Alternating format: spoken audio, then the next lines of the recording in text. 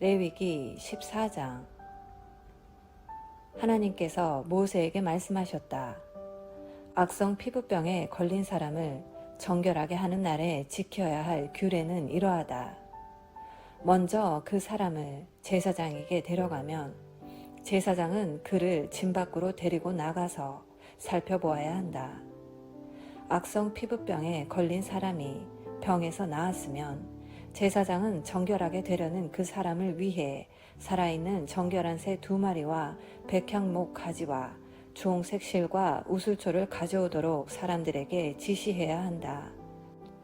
제사장은 병에서 나은 사람에게 지시하여 그 2마리 새 가운데 1마리를 맑은 물이 담긴 질그릇 위에서 잡게 해야 한다. 그런 다음 살아있는 새와 백향목 가지와 주홍색 실과 우슬초를 가져다가 맑은 물 위에서 죽은 새의 피를 찍어 악성 피부병이 나아 정결하게 된 사람에게 7번 뿌리고 그를 정결하다고 선언해야 한다. 마지막으로 살아있는 새는 넓은 들로 날려보내야 한다. 정결하게 된 그 사람은 자기 옷을 빨고 자기 몸의 털을 모두 밀고 물로 씻으면 정결하게 된다. 그 후에 그는 진으로 들어가도 되지만 자기 장막 밖에서 7일 동안 생활해야 한다. 7일째 되는 날 그는 자기 몸의 털을 밀되 머리털과 수염과 눈썹까지 모두 밀어야 한다. 그런 다음 자기 옷을 빨고 물로 온몸을 씻어야 한다. 그러면 그 사람은 정결하게 된다. 다음 날 곧 8일째 되는 날에 그는 흠없는 어린 양 2마리와 1년 된 흠없는 암양 1마리를 기름 섞은 고운 곡식가루 6리터와 함께 가져와야 한다. 그 사람을 정결하다고 선언할 제사장은 그와 그가 바친 제물을 회막 입구 하나님 앞에 두어야 한다. 제사장은 어린 양 2마리 가운데 1마리를 끌어다가 기름 0.3리터와 함께 보상 제물로 바치되 하나님 앞에 흔들어 바치는 제물로 올려 바쳐야 한다. 속죄 제물과 번제물 잡는 곳, 곧 거룩한 곳에서 그 어린 양을 잡아야 한다. 보상 제물은 속죄 제물과 마찬가지로 제사장의 몫이다. 그것은 지극히 거룩한 것이다. 제사장은 보상 제물의 피 얼마를 받아다가 정결하게 되려는 사람의 오른쪽 귓불과 오른손 엄지손가락과 오른발 엄지발가락에 발라야 한다. 그런 다음 기름을 가져다가 자기 왼손 손바닥에 붓고 오른손 손가락으로 그 기름을 찍어 하나님 앞에 7번 뿌려야 한다.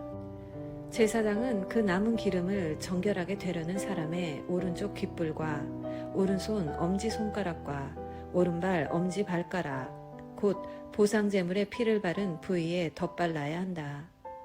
나머지 기름은 정결하게 되려는 사람의 머리에 바르고 하나님 앞에서 그를 위해 속죄해야 한다. 마지막으로 제사장은 부정한 상태에서 벗어나 정결하게 되려는 사람을 위해 속죄 제물을 바치고 그를 위해 속죄한 뒤에 번제물을 잡아 제단 위에서 곡식 제물과 함께 바쳐야 한다. 이와 같이 제사장이 그 사람을 위해 속죄하면 그 사람은 정결하게 된다. 가난하여 이러한 제물을 바칠 형편이 못 되는 사람은 어린 순양 1마리를 보상 제물로 가져와서 자신을 위해 속죄할 흔들어 바치는 제물로 바치고 기름 섞은 고운 곡식가루 2리터와 기름 0.3리터를 곡식 제물로 바쳐야 한다. 형편이 닿는 대로 산비둘기 2마리나 집비둘기 2마리를 바치되 1마리는 속죄 제물로 다른 1마리는 번제물로 바쳐야 한다. 8일째 되는 날에 그는 그것들을 제사장에게로 곧 회막 입구 하나님 앞으로 가져와야 한다. 제사장은 보상 제물로 바친 어린 양을 기름 0.3리터와 함께 가져다가 흔들어 바치는 제물로 하나님 앞에 흔들어 바쳐야 한다. 그런 다음 보상 제물로 바친 어린 양을 잡고 그 피 얼마를 가져다가 정결하게 되려는 이에 오른쪽 귓불과 오른손 엄지손가락과 오른발 엄지발가락에 발라야 한다. 제사장은 자신의 왼손 손바닥에 기름을 붓고 오른손 손가락으로 그 기름을 찍어 하나님 앞에 7번 뿌려야 한다. 또한 자기 손바닥에 있는 기름을 찍어 보상제물의 피를 바른 부위, 곧 정결하게 되려는 이의 오른쪽 귓불과 오른손 엄지손가락과 오른발 엄지발가락에 덧발라야 한다.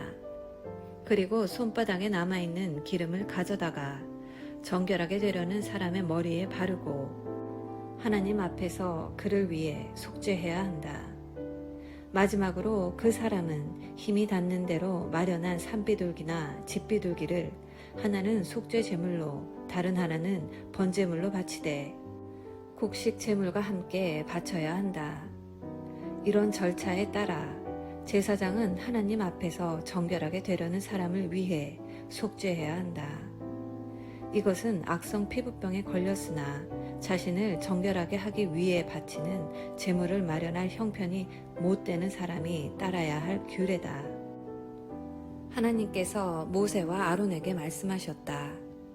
내가 너희에게 주어 소유하게 할 가나안 땅에 너희가 들어가서 너희 소유가 된 그 땅에 어느 한 집에 내가 내린 악성 곰팡이가 피거든.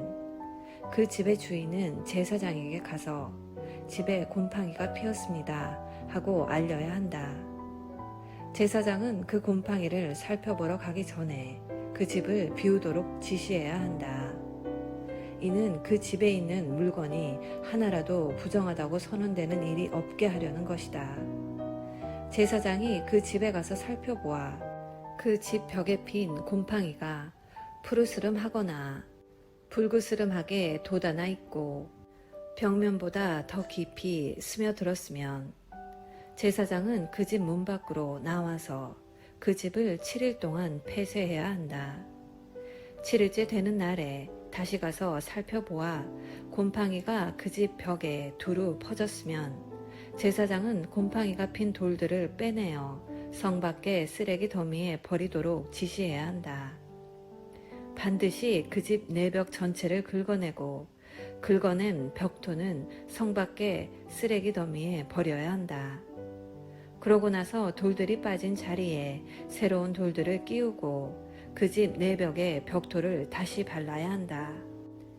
돌들을 빼내고 집 내벽을 긁어내어 벽토를 다시 바른 뒤에도 곰팡이가 피면 제사장이 가서 살펴봐야 한다.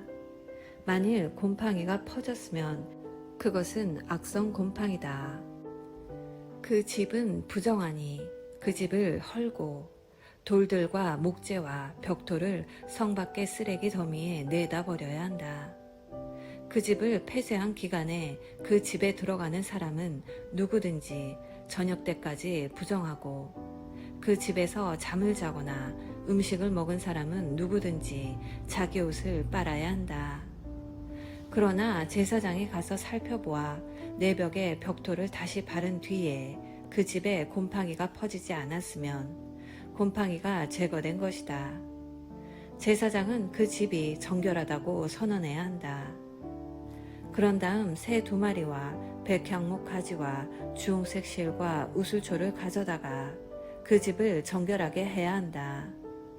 제사장은 맑은 물이 담긴 질그릇 위에서 새 1마리를 잡아야 한다. 그런 다음 백향목 가지와 우슬초와 주홍색 실과 살아있는 새를 가져다가 죽은 새의 피와 맑은 물에 담갔다가 그 집에 7번 뿌려야 한다.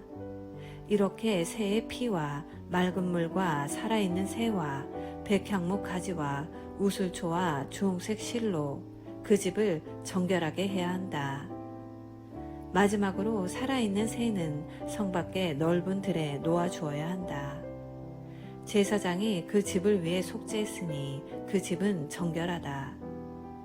이것은 각종 악성 피부병과 백선, 옷과 집에 피는 노균과 곰팡이, 그리고 부스럼과 물집과 번들거리는 얼룩과 관련해서 따라야 할 절차로 언제 부정하게 되고 언제 정결하게 되는지를 판정하기 위한 것이다. 이것은 전염성 있는 피부병과 노균과 곰팡이와 관련된 절차다. 아멘. 오늘은 레위기 14장 말씀을 함께 묵상하였습니다. 오늘 본문은 13장에서 진단한 몸의 피부병과 집안에 생기는 곰팡이에 대한 처방과 회복을 다루고 있습니다.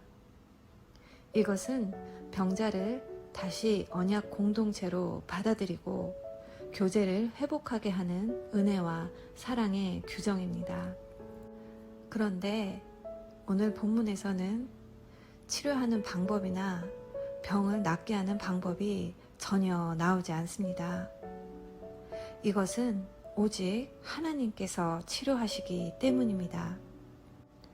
하나님께서는 질병이나 더러움만이 아니라 그 원인이 된 죄까지도 치유하시고 고치시는 유일하신 분이십니다. 오늘도 하나님만이 나의 유일한 치료자이심을 고백하고 치료하시고 회복시키시는 하나님께 모든 것을 내어 맡기고 의지하는 복된 하루 되시기를 기도합니다. 사랑의 엄마